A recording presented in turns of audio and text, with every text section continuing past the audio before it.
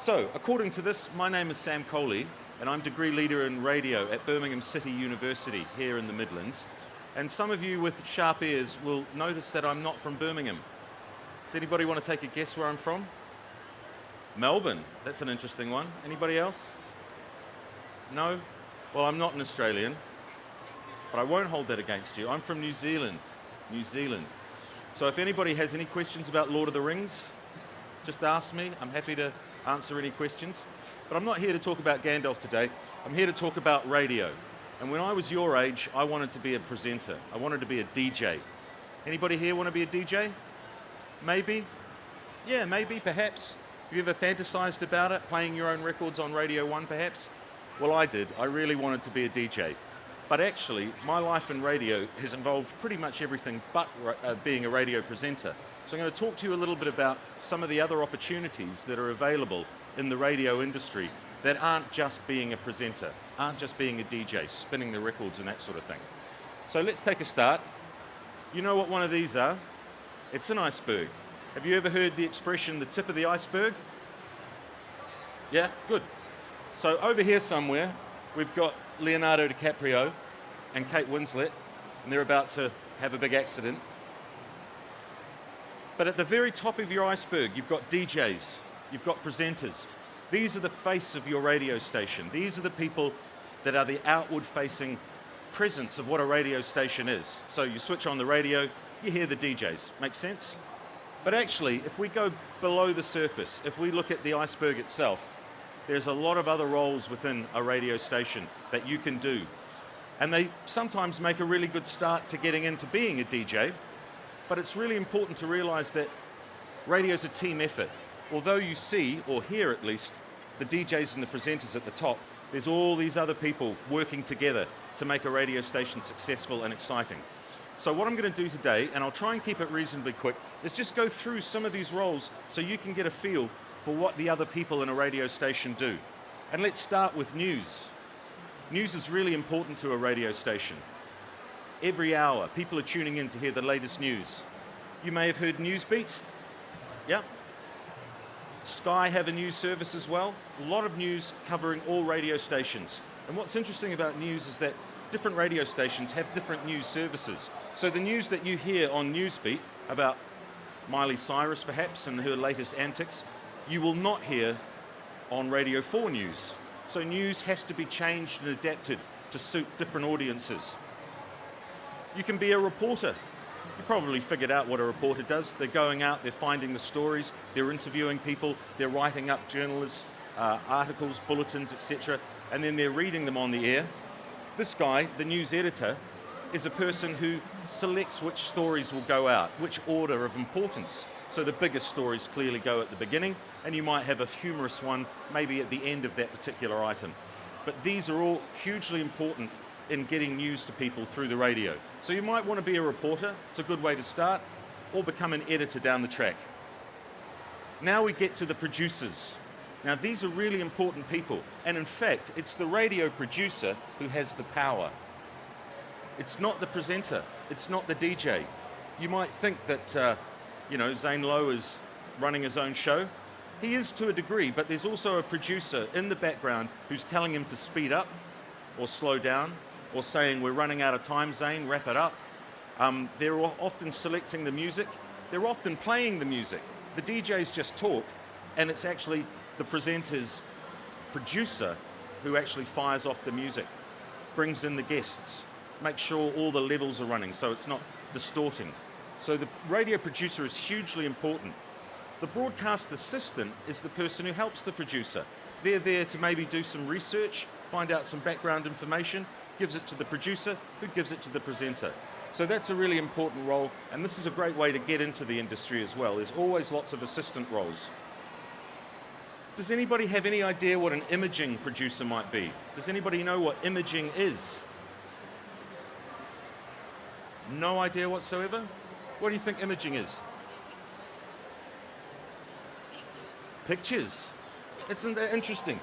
Well, you might imagine that because imaging, images, but actually it's not. It's the radio equivalent, because radio, we have no pictures, it's just sound. So it's a good guess because we create pictures with the audio. And this imaging producer puts all those little things that you hear between the music and between the presenter. It's creating the sound of the station. It's almost like little adverts for the radio station.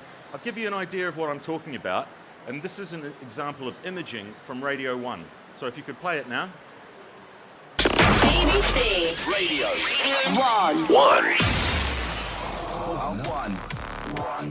BBC Radio 1. So you've all heard those things on the radio station. That's called imaging. And there's a guy whose job is just to put together imaging. And that's a lot of fun. It's very hard because you're working in just a short amount of time, but you're creating almost adverts for the radio station. Okay, moving along, station manager. That's the guy who puts it all together.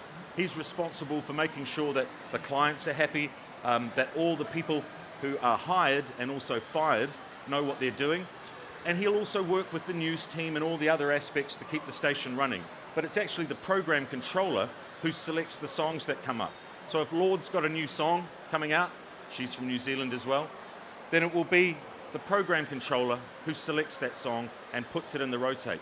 You notice how you get the same song turning up every couple of hours on a certain radio station? That's called a rotation. And some songs are in A rotate, so they come time and time again. And then an old classic song, a hit perhaps from 5 years ago, might only show up once a week. And it's this guy's job to keep that music in control. When we talk about commercial radio stations, we have the person who actually writes the commercials that you hear. That's a great job for getting into the industry. That's how I started, putting together adverts for clients, and you learn about production work. Traffic manager, now he's not the guy who's telling you that there's been an accident on the M6. In fact, that's the role for making sure that different commercials and programming and all those different things that you hear on a radio station take place when they're supposed to, so that a client who's paid a lot of money makes sure his ads are played when they're supposed to. Sales executive, no prize for guessing what that person does. They're going out there finding revenue, finding money for the radio station. All those adverts come from the sales executive. And then we have the marketing executive, and their role is the branding. So when you see a bus go past with maybe Heart FM or Capital FM, the marketing executive are the people that put that together. They also perhaps work with street teams. You've ever seen a street team out and about on the street representing a radio station, giving out prizes, maybe running competitions? Well, that's part of the marketing of a radio station. So that's a lot of fun too. You might want to consider being a marketing executive. Now, when I was your age, these jobs didn't exist in radio. But actually, you have video producers on radio stations, because clearly radio stations have websites. And so a lot of people are now turning to radio stations to find videos about their favorite presenters when they've come into a radio station, perhaps. Celebrities who come in, get videoed. This is backstage at a big event. So if you can take video and you can edit video, and also photos as well. Photos are really important for radio stations. You mightn't have thought so maybe 10, 20 years ago, but of course with online radio content these days, radio stations have so much importance placed on their websites, because that's where people find so much out about a radio station. Social media, hugely important to radio these days. You've got Facebook accounts, you've got Twitter, you've got Instagram, you've got all these ways of engaging with listeners and connecting with them, finding out what they like and then reflecting that on your radio station. So if you know how to run, maybe not a website, but perhaps a professional Facebook account, people in radio are very interested in that. It's actually a skill that you can have, that you can get a job within a radio station.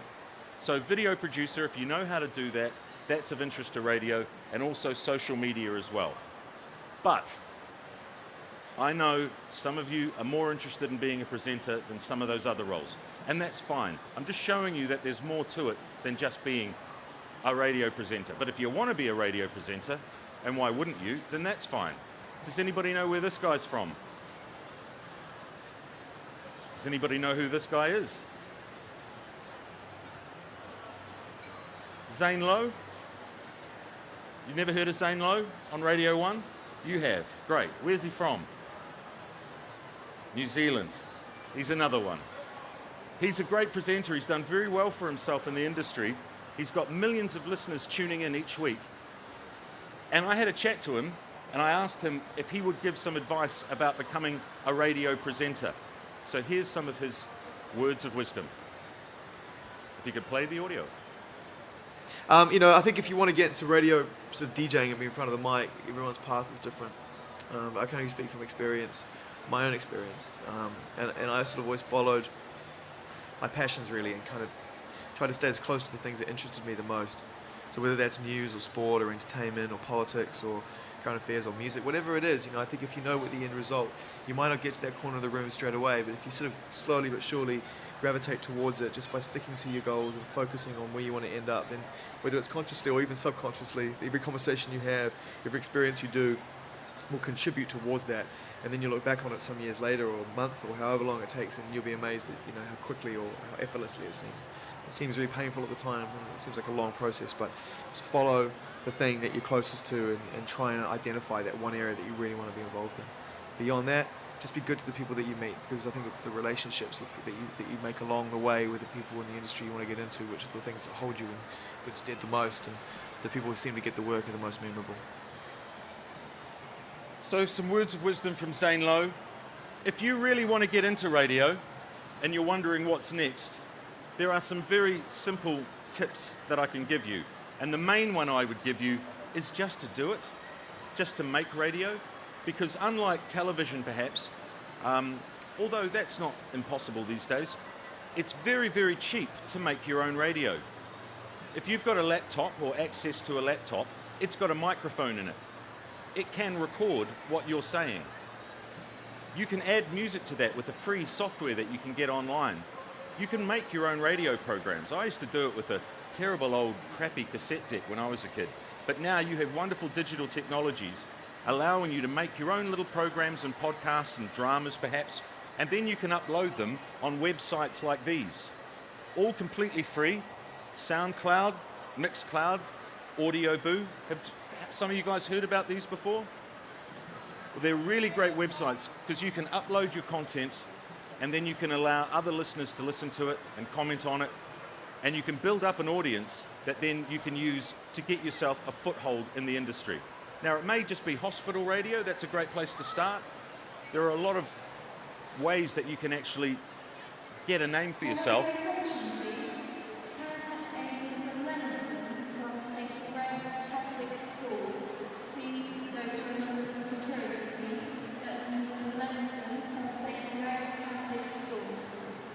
She'd be a good radio presenter. Nice voice. So you can make your own programs, upload them, or you can also get some new skills by visiting a website such as the BBC's Academy.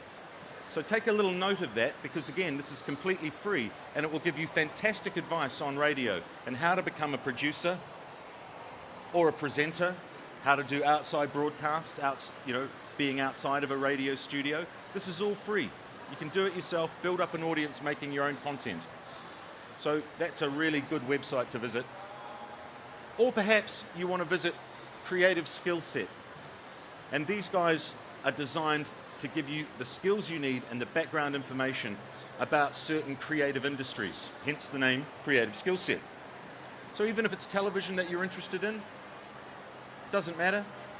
Computer games perhaps, film, photography, publishing, but especially radio. They've got a great range of different information, tips, advice, and comments from experts to tell you all about radio.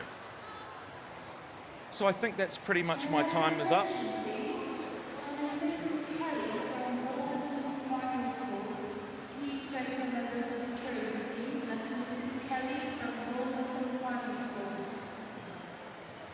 So that's been a little bit of information about radio. Remember, it's more than just music. If you want to be a presenter, that's great.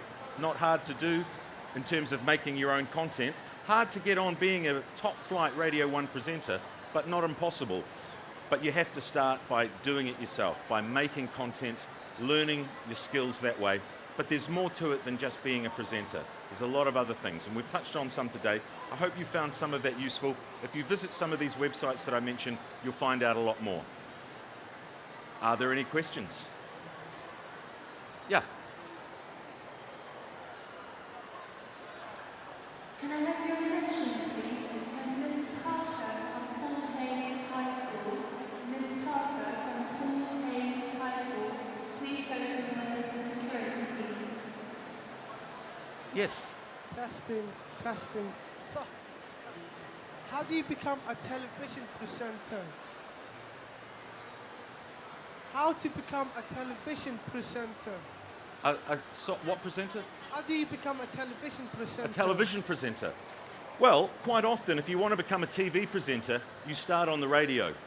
And a lot of the best presenters that you hear on television have come through radio. Because if you can handle it on radio, it makes it much easier for television.